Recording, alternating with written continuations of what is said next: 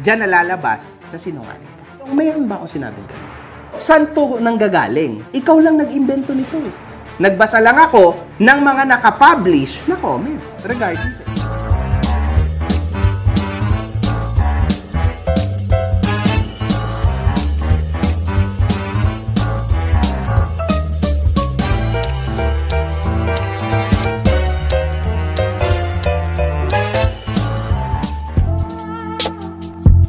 Ang sarap talaga mabuhay. Ang sarap maging guwapo.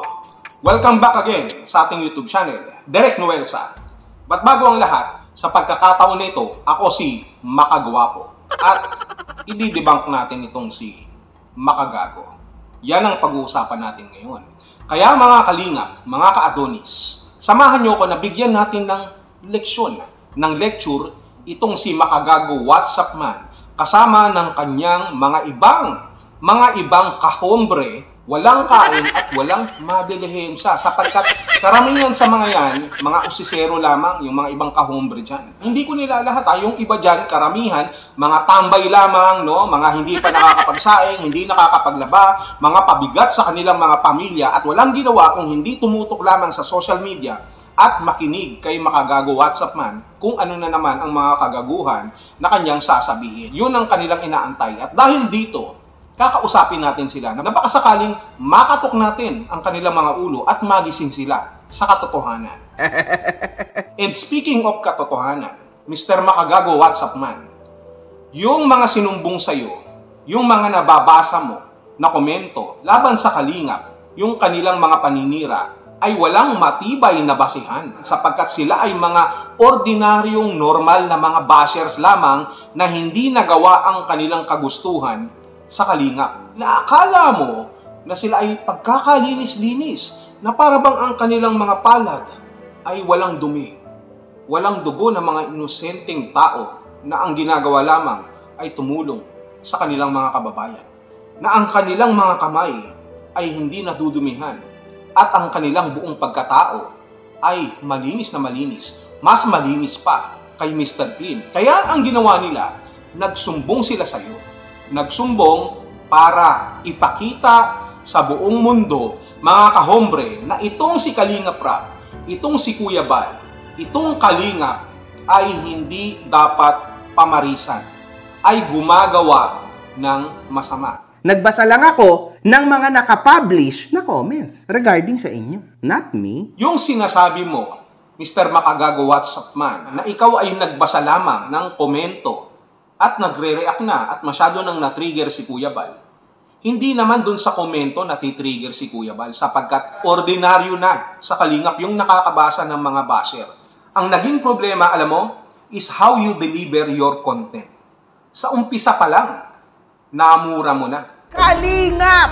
Rab! Team Kalingap! Palakpakan ang mga putang inangyan!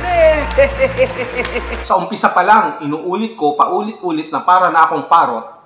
Sa umpisa pa lang, ginawa mo ng payaso.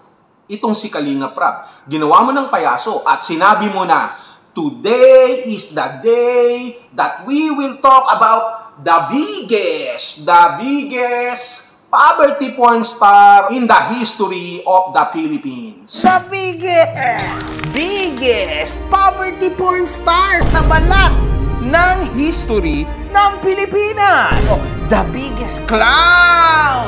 The clowns of all clowns, the legendary clowns, mga kahombre ko. Yun agad? Akala ko ba nagbasa ka lang? Bakit parang nasintensyahan na? Sila Kalingap Rap, sila Kuya Bal, ang Kalingap. At hindi lang yan. Ang sabi mo pa, ang sabi mo, kumakatok ka lang sa bahay ng Kalingap. You are just calling our attention na baka sakaling sagutin namin itong mga paratang, itong mga nababasa mo na komento, negatibong komento dito sa Kalingap. Kumakatok ka? Ino-call out kayo na kumakatok sa inyo lang. Na, uy, mga boss, ayun lang ginawa ko Mga boss, baka naman pwede kayo magpaliwanag sa madla. Kasi ang dami kong natatanggap na messages, baka pwede kayo magpaliwanag kung totoo nga ba or hindi ang kanilang sinasabi sa inyo.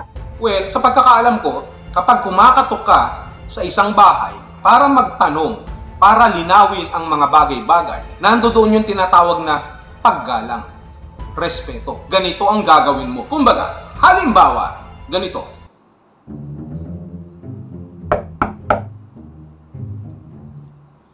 Tao po, magtatanong lamang po ako sapagkat may nakapagsabi po sa amin na ganito daw po kayo. May nakapagsabi sa amin na ganito raw po ang ginagawa ninyo. Gusto ko lang malaman po kung mayroon po bang katotohanan. Kung may katotohanan po. Yun, ganun dapat. May paggalang, may respeto. Pero ano ang ginawa mo? At ito yung kasagutan ko kung bakit ganun ang response sa'yo ni Kuya Bal sa pagkatok mo sa bahay ng Kalingap. Ang ginawa mo kasi, kumatok ka sa bahay ng Kalingap, nagmura ka. Kahit sabihin pa natin na trademark mo yan. At kasama sa pagkatok mo pa, yung pang-aasar.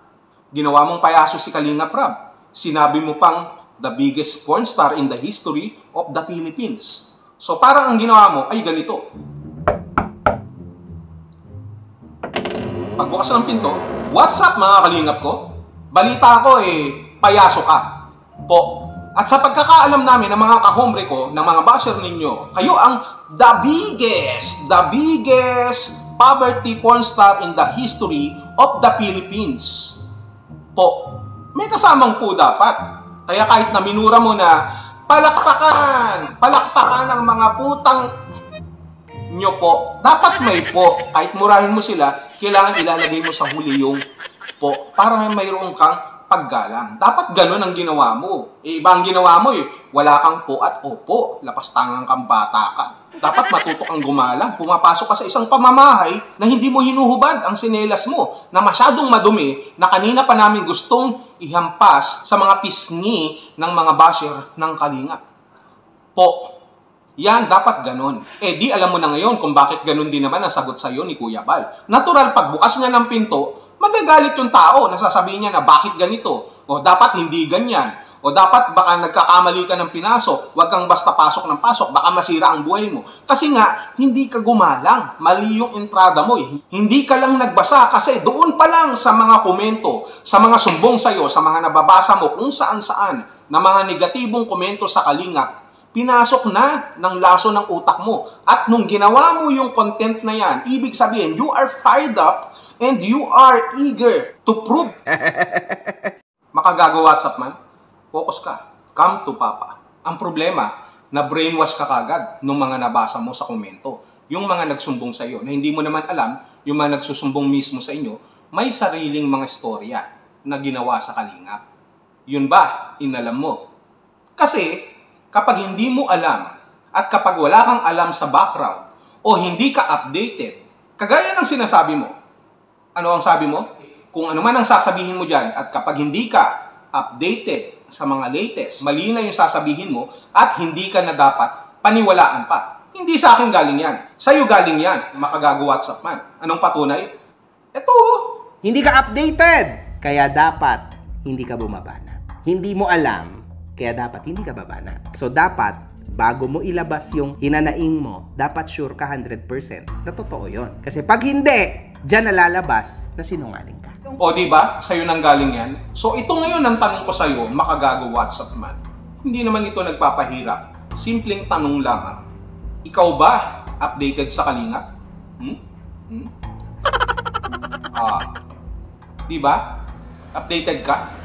So dito pa lang, tapos na ang usapan Kailan pa na nangyari na si Kalingap Rab ang nagtayo ng Team Kalingap? Kailan? So doon pa lang, mali na ang impormasyon mo. Ibig sabihin, hindi ka updated. At kapag hindi ka updated, anong sabi mo? Hindi ka updated, kaya dapat hindi ka bumabanat. Hindi mo alam, kaya dapat hindi ka babanat. Ikaw na ang sasagot. Alam nila, alam ng mga Kalingap, at alam na rin ng mga kahombre mo. Kaso yung mga kahombre mo, pikit mata lang yan. Ganyan lang yan, Ganun. Gutom na yan. Wala pang tulog yan. Pero nakapikit naman. Ganon yung mga kahombre mo na iba. Diba? Mga gutom na yan. Paglutuin mo na, hindi pa naglalaba, hindi pa nagsasampay, hindi pa nag-aalaga ng anak nila. Madami pang gagawin sa bahay. Magtatapon ng basura. Ay, nakapagtapon na pala sila ng basura. Kaso naiwan nila yung sarili nila sapagkat hindi nila namamalayan na sila man ay nagmumuka ng basura. Yung mga ibang kahombre mo dyan. Kasi nga, sasabihin ko mamaya kung bakit. Para sa'yo din ito, makagago WhatsApp man. Balik tayo sa topic na hindi ka updated. Akala mo makakaligtas ka dyan, Sa'yo nang galing yan eh. Gagamitin ko lang yung sinabi mo. Kung tutusin nga, doon pa lang tapos na yung usapan eh. Bakit hindi ka updated? Kasi hindi mo alam yung mga nagsusumbong sa'yo, yung mga nagsusulat dyan. Lalo na yung isa na sinasabi niya na miyembro siya, na isa siyang beneficiary at umalis siya sa Kalingap dahil toxic, dahil ipinag-iisipan siya na may gusto siya sa kanyang scouter. Yung isa na yan na nagsumbong sa'yo, may paninira ding ginawa sa beneficiary ng Kalingap na kung ano-anong mga sinasabi na lumalabas sa kanyang bibig na hindi nararapat. So, ibig sabihin, kung yung nagsumbong sa iyo na yon, na sinasabi niyang beneficiary siya ng Kalingap, wala rin siyang karapatan na magsalita o magreklamo sapagkat yung kanyang sarili, kung sinasabi niya na mayroong puwing sa mata ng mga ibang tao dyan sa Kalingap, samantalang sa kanya ay poste ng Meralco ang nasa kanyang mga mata na hindi niya nakikita. Kahit poste na ng Meralco. This is crazy, man. This is crazy. Huwag na natin pag-usapan yan. Hindi naman yan ang tema dito. Ikaw, makagaga-WhatsApp man. Kasi hindi ka marunong magbasa. Nagbabasa ka, pero hindi mo naiintindihan yung iyong binabasa. Kasi kung naintindihan mo, hindi ka kagad magsaside sa negative side. Dapat, nasa gitna ka lamang. Huwag mo nang sabihin sa akin na ikaw ay neutral. Sapagkat sa intro mo pa lang, nasa kinta ka na. Ngayon, bakit natin pinag-uusapan ba ang lahat ng ito?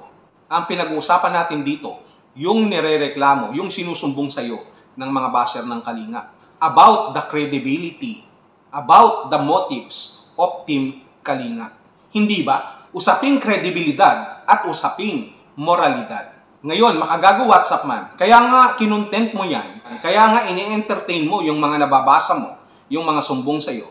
Sapagkat alam mo sa sarili mo na kung totoo man yung mga aligasyon, yung mga paratang sa Kalingap, ito ay dapat na mahinto. We will both agree na you are standing in the principle of righteousness, in the principle of morality. Yan yung gusto mong tayuan at gusto mong ipakita sa amin. And you will call the attention of Kalingap at kakatoka, kagaya ng sinasabi mo, para pagsabihan, para gisingin, para ipabatid kila Kalingap Rab, kila Kuya Bal sa buong Kalingap na mali ang kanilang ginagawa. Kung mali man. Ang tanong ngayon, kung yun naman pala ang gusto mong mangyari, are you credible enough? Karapat-dapat ka ba makagaga-WhatsApp man para pagsumbungan nila? Para maging boses nila? Para sa isang pagtatama na sinasabi nilang mali? Ang mali kasi dito, hindi mo naman alam ang panig ng Kalingap. Kasi nga, hindi ka updated. Para sa'yo, mas kapani-paniwala yung mga sumbong ng mga taong ito na ayaw sa Kalingap. Wag ka munang dapat magsalita kung hindi ka updated. Sa'yo galing yan, hindi ba? Kasi nga, para malaman mo ang katotohanan, you need to look into the other side. Pwede kang tumingin sa kaliwa, pwede ka rin tumingin sa kanan para maging balanse at hindi ka maging bias. Hindi ba ganun din kapag mayroong isang taong nirereklamo o grupo o kung ano man yan sa ating mga normal na buhay? Yung iba dinadala sa barangay. Pinapakinggan ng punong barangay ang bawat panig para masolusyonan ang isang problema. Ganon din naman sa mga taong inireklamo na sinasabi nilang mayroong kasalanan, may nagawang mali sa tao at sa batas. Dinadala yan sa hukuman at pinag-aaralan, tinitimbang ang bawat panig. Alam mo yan, nagpe-present ng mga ebidensya ang bawat panig. Ebidensya dito, ebidensya doon, exhibit dito, exhibit doon, nabisaya na doon, exhibit doon. Di ba ganon? At pag-aaralan nila, titimbang-timbangin nila ang both side para malaman kung sino ang nagsasabi ng totoo. Tanong, ginawa mo ba yan sa Kalingap? Hindi. Obvious naman eh. Kasi ang puro topic mo, puro sila eh. Sapagkat lumalabas naman talaga na ang pinapakinggan mo agad or nagsaside ka kagad doon sa mga basher ng Kalingap. Pilit na ini-explain ng Kalingap nila Kuya Bal yung kanilang side, yung nature ng Kalingap para pasinungalingan yung mga reklamo. Pero ano ang ginagawa mo? Anong sabi mo? Halimbawa na lamang ng sinasabi ni Kuya Bal na 200 plus na ang pabahay ng Kalingap. Maraming pinapaaral, maraming tinutulungan at marami ang nabago ang buhay.